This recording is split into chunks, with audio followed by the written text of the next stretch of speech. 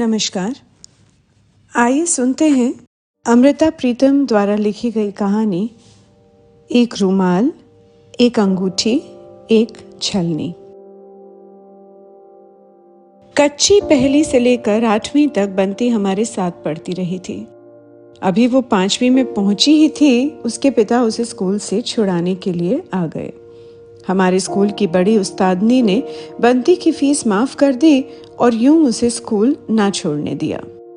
7वीं और 8वीं कक्षा की लड़कियां देखने में एक साथ एक कमरे में बैठती थीं, पर आधी छुट्टी के समय 8वीं की लड़कियां हम 7वीं की लड़कियों को अपने पास नहीं फटकने देती थीं।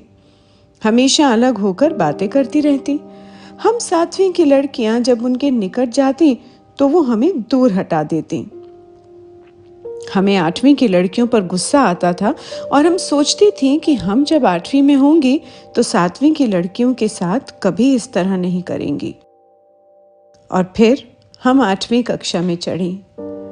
गर्मियों की छुट्टियों के बाद जब स्कूल खुले, हमसे भी वही बात हो गई जो हमने सोचा था कि हम कभी नहीं करेंगी। ये 13वां-14वां वर्ष पता नहीं कैसा होता है। ये शायद एक दहलीज होती है बचपन और जवानी के बीच में। इस वर्ष लड़कियों का एक पांव दहलीज के इधर और एक पांव दहलीज के उधर होता है। इन गर्मियों की छुट्टियों में बंती को एक पड़ोसी लड़का सवाल समझाता रहा था। हर रोज छुट्टी के समय बंती हमें छिप छिप कर उसकी बातें सुनाया करती थी। अब हम 8वीं की लड़कियां आधी छुट्टी के समय 7वीं की लड़कियों को पास फटकने नहीं देती थी। जिस दिन बंती हमें उस लड़के की बात ना सुनाती, हमें ऐसा लगता जैसे उस दिन स्कूल में आधी छुट्टी हुई ही नहीं थी। मेरी तो हंस बोल लेने की प्रीत है और मुझे क्या लेना है उससे, और उसने क्या लेना है मुझसे। कभी कभी बंती हमें इस तरह कहकर टालने लग गई थी। बंती लाख टालती, पर उसके चेहरे से हमें प्रतीत होने लगा था कि वो हंस बोल लेने की प्रीत अब बंती के कंठ में से होकर उसके दिल में उतरने लग गई थी। तभी तो अक्सर उसकी जुबान खुश्क हो जाती और वो ज्यादा बातें नहीं कर पाती थी। एक दिन उस पगली ने अपने हाथ में पेंसिल पकड़ी और गणित की कॉपी पर कोई 20 जगह उसका नाम लिख दिया। राजू राजू राजू।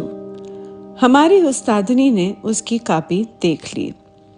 कक्षा में तो उसे कुछ ना कहा, पर जब आधी छुट्टी हुई तो उसे अपने कमरे में बुलाया और कमरे का दरवाजा बंद कर लिया। बंती की मानो शामत आई हुई थी, पर हम तो बंती की सहेलियां थीं। हम सबके चेहरे उतरे हुए थे। काफी समय के बाद जब बंती बाहर आई तो रो रो कर उसकी आंखें लाल हो चुकी थी। कॉपी पर जहां जहां राजू का नाम लिखा था, उस्तादनी ने रबर से उसे मिटा दिया था। 8वीं कक्षा जब एक नाव की तरह वार्षिक परीक्षा के किनारे लग गई तो सभी लड़कियां यात्रियों की तरह एक दूसरे से अलग हो गईं।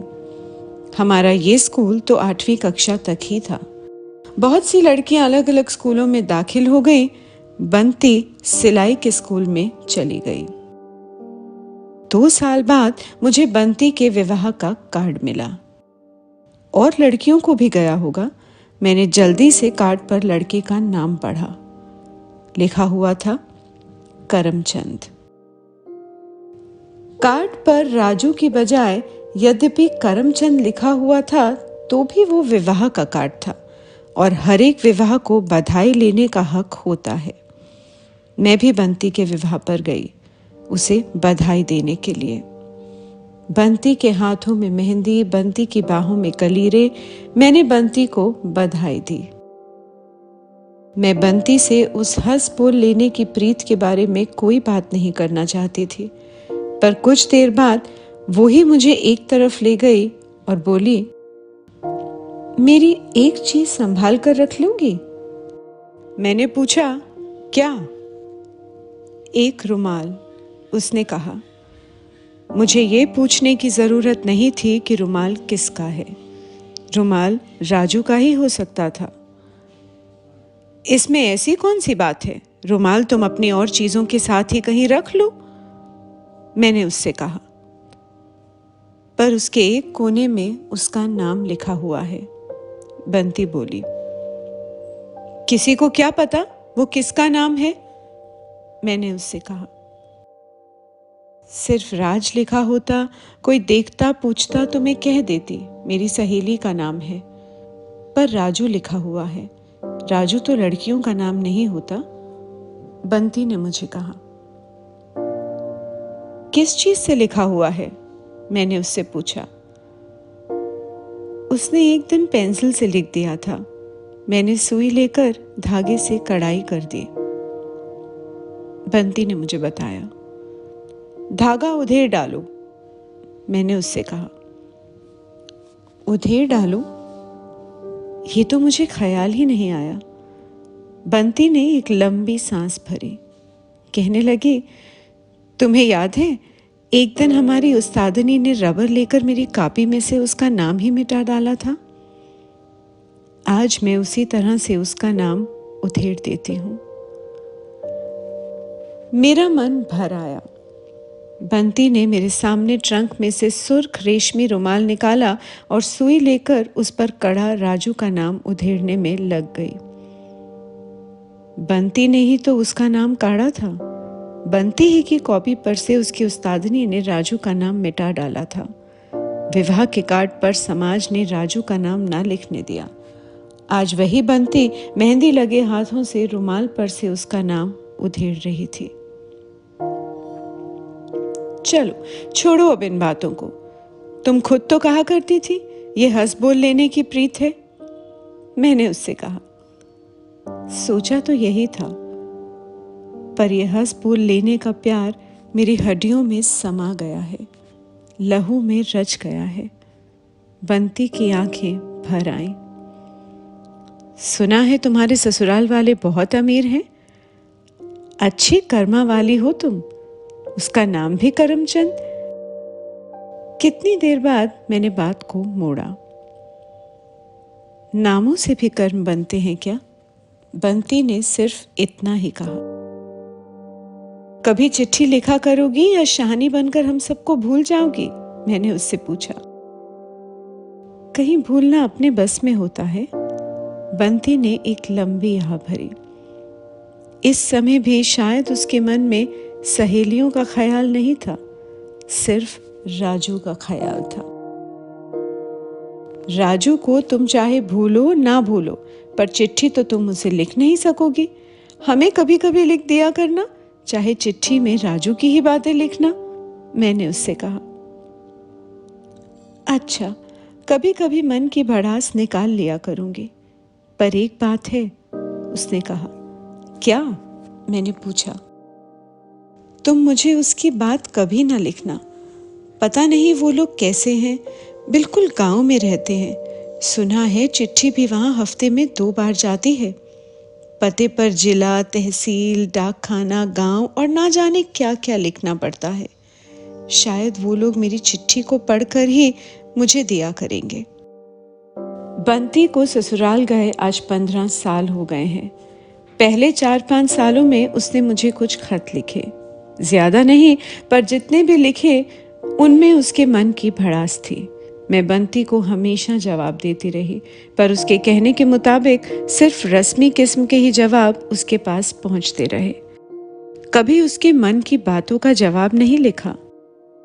फिर 10 साल बंती को पता नहीं क्या हुआ, उसने मुझे कोई खत ना लिखा। मैंने समझा अब वो अपने परिवार में खो गई होगी। मैंने भी कभी उसे खत ना लिखा। सोचा कहीं मेरा खत उसकी किसी सोई हुई पीड़ा को ना जगा दे। पर आज बंती का अचानक खत आया है। पता नहीं ये कैसा खत है। इसमें सिर्फ उसके मन की आवाज नहीं, इसमें जैसे हर स्त्री के मन की आवाज हो। मेरा मन भरा हुआ है।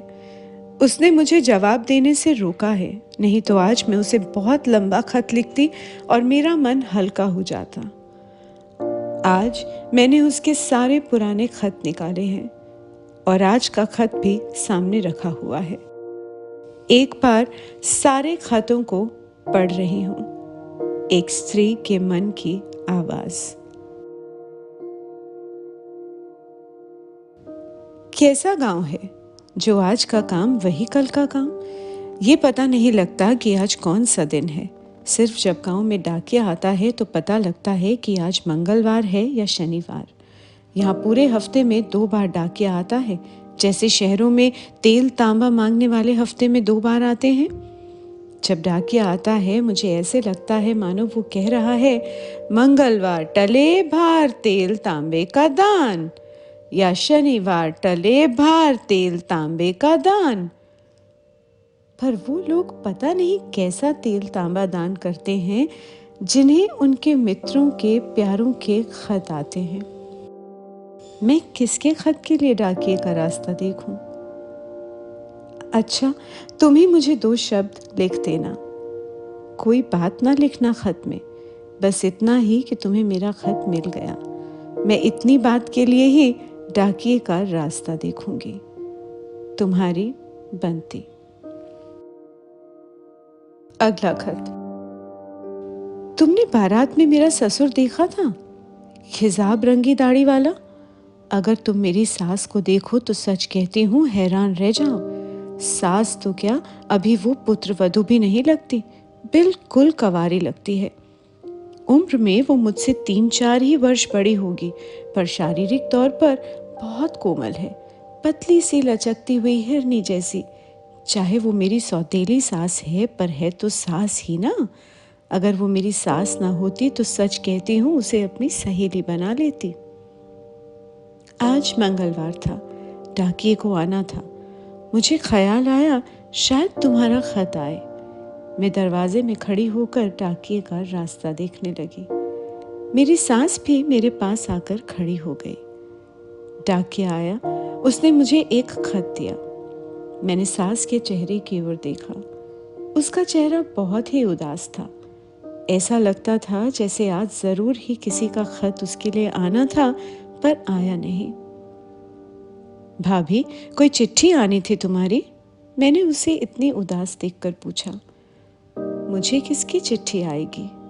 पहले तो उसने ये कहा और फिर कहने लगी, आनी तो थी एक चिट्ठी, पर आई नहीं। किसकी चिट्ठी? मैंने फिर पूछा। ईश्वर की चिट्ठी। और मुझे किसकी चिट्ठी आएगी? लगता था वो अभी रो पड़ेगी, पर वो रोई नहीं, या ऐसा रोना रोई जो किसी को दिखाई नहीं दिया। देखा, हम स्त्रियां कैसा रोना रो सकती हैं। कभी कभी मेरा दिल करता है मैं भी जोर से रो, और वो भी जोर जोर से रो सके। तुम्हारी बंती। अगला खत। सच मानो जब से यहाँ आई हूँ मुझे ये घर कभी अपना नहीं लगा। बिल्कुल मेहमान सी लगती हूँ इस घर में। अब इस घर ने मुझे बांध लिया है। एक छोटा सा राजू आ गया है मुझे बांधने वाला।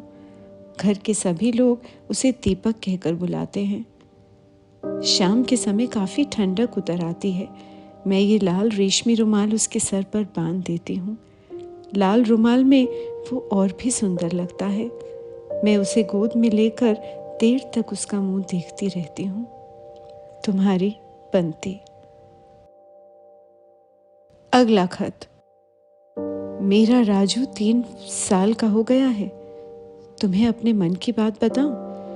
कभी कभी मैं जब राजू के मुंह की ओर देखती हूँ तो देखते देखते उसका मुंह बड़ा हो जाता है, उसका कद भी बड़ा हो जाता है, जैसे मेरा राजू 25 वर्ष का हो गया हो और मैं अभी 20 वर्ष की हूँ।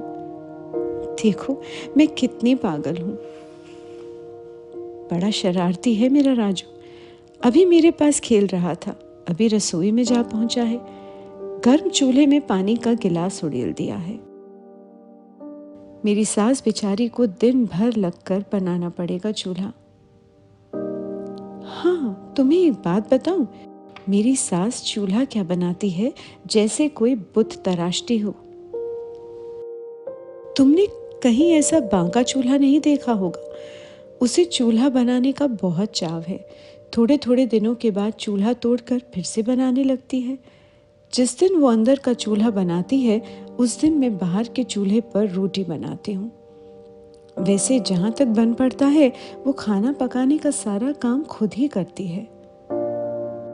जब वो 15-20 दिन बाद रसोई का चूल्हा तोड़कर नया बनाने लगती है उस दिन खाना पकाने के काम को हाथ नहीं लगाती। चूल्हा बनाने का तो उसे कोई खपत है। आए दिन मिट्टी में पानी डालकर बैठ जाती है, रसोई का दरवाज़ा अंदर से बंद कर लेती है, मिट्टी गूंथती और साथ में गाती है। वैसे मैंने कभी उसे गीत गाते हुए नहीं सुना। गाना तो एक तरफ, उसे कभी मन भरकर बातें करते भी नहीं सुना। पर चूल्हा बनाते समय वो ऐसे गाती है जैसे कोई चरखा काटे और लंबा गीत शुरू कर दे। ईश्वर ही जाने उसके मन पर क्या गुजरती है। माता पिता ने भी तो उसकी जवानी से धोखा किया है। हीरे जैसी लड़की को तराजू में रखकर चांदी के रुपयों की एवज कंकड़ के पल्ले बांध दिया। अच्छा, 2 शब्द जल्दी लिखना। तुम्हारी पंक्ति। अगला खत। तुमने गीतों के बारे में पूछा है जो मेरी सास गाती है। पूरा गीत उसने कभी नहीं गाया। जब कभी एक टप्पा गाती है तो घंटा भर वही गाती रहती है। आज भी उसने पुराने चूल्हे को तोड़कर नया बनाना शुरू किया है। रसोई का दरवाज़ा अंदर से बंद है।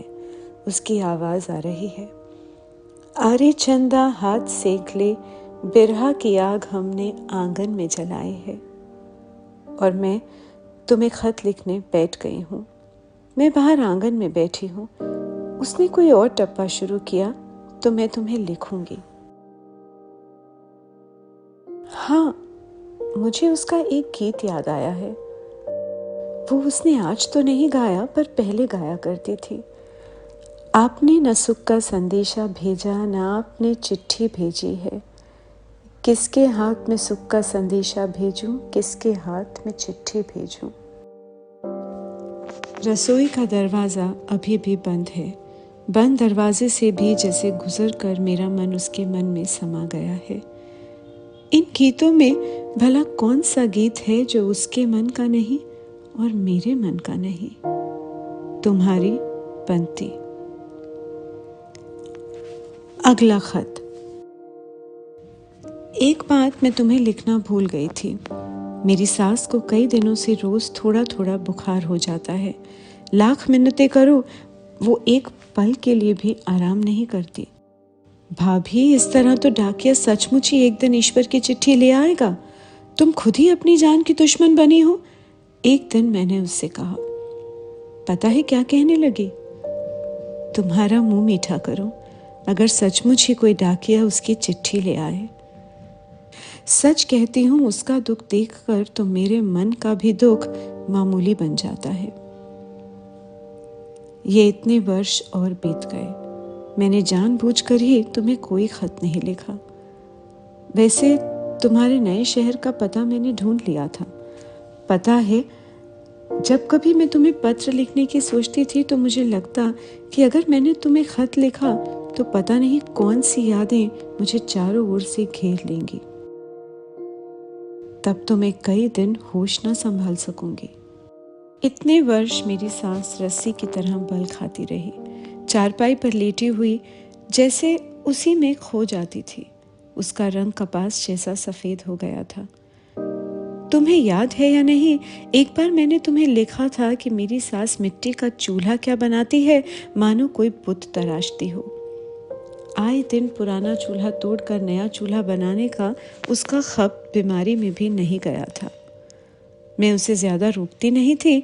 जिस दिन वो मिट्टी गूंथती थी उस दिन उसमें पता नहीं कहाँ से जान आ जाती थी। लगभग 15 दिन की बात है, उसे खून की उल्टी आई थी। तब ना तो हमें उसके जीने की आशा थी, ना स्वयं उसे ही। दिन के समय जब मेरा देवर हकीम को बुलाने गया तो मेरी सास ने मुझे अपने पास बुलाया और बोली, मेरा कहना मानोगी? बताओ भाभी, जो कुछ भी हो। मेरा मन छलक रहा था।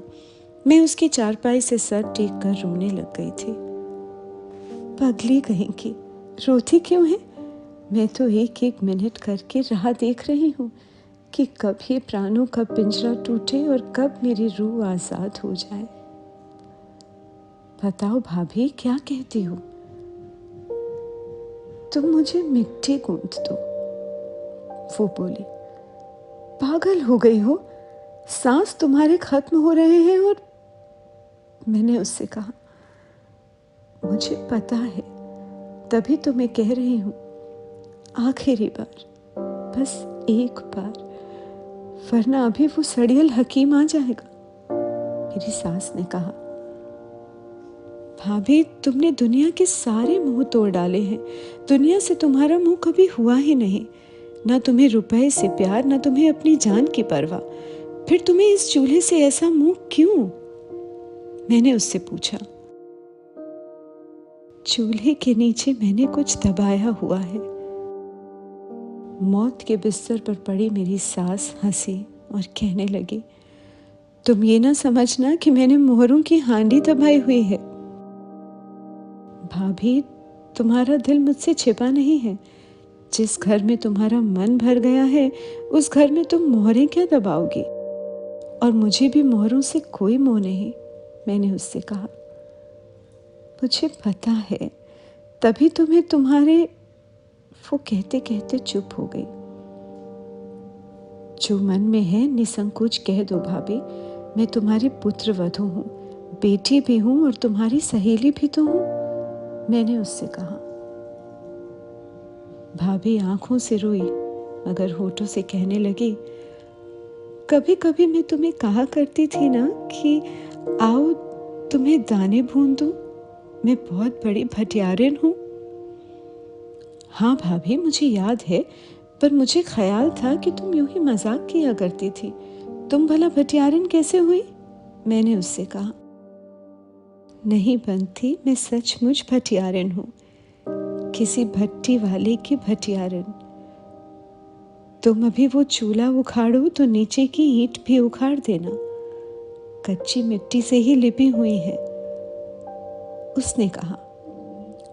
नीचे क्या है? मैंने पूछा।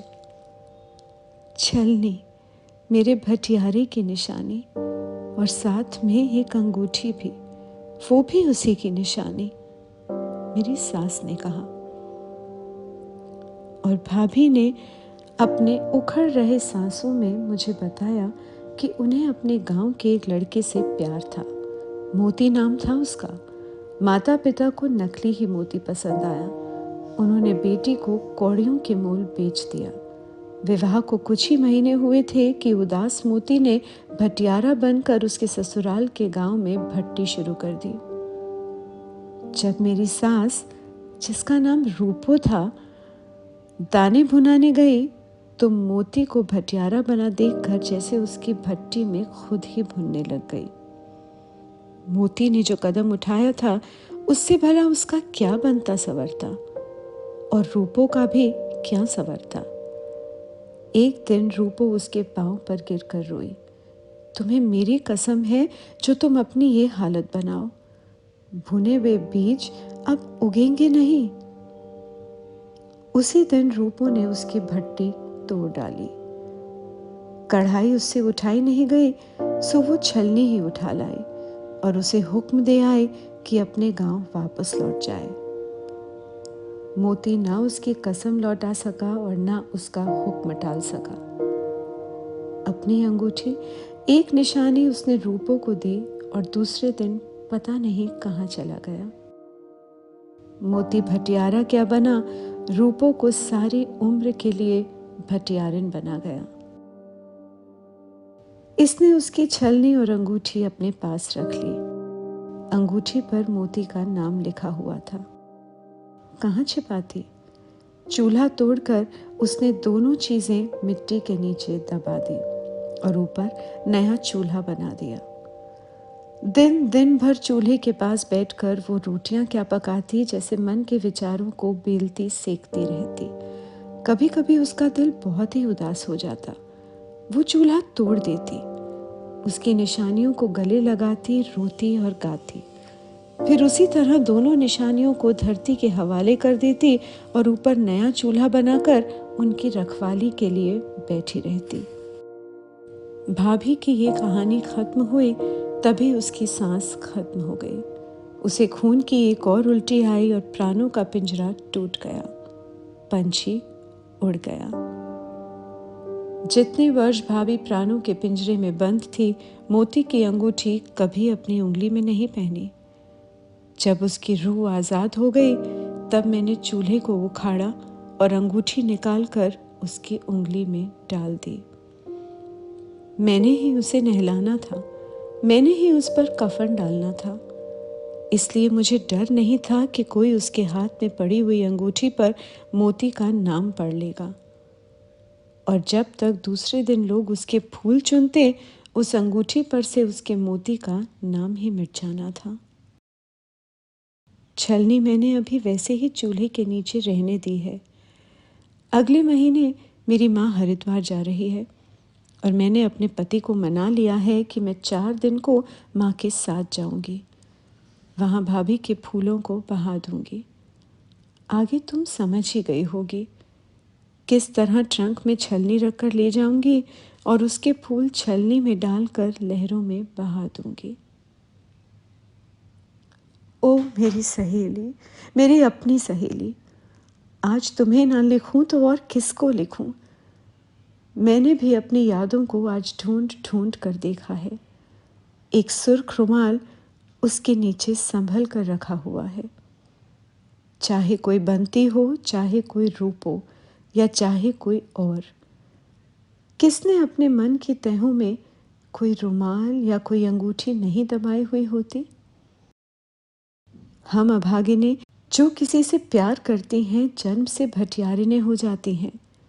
दिल की भट्टी पर अपने सांसों को दानों की तरह भूनती हैं और यादों की छलनी में से वर्षों रेत छानती हैं। तुम्हारी बंती, एक भटियारे।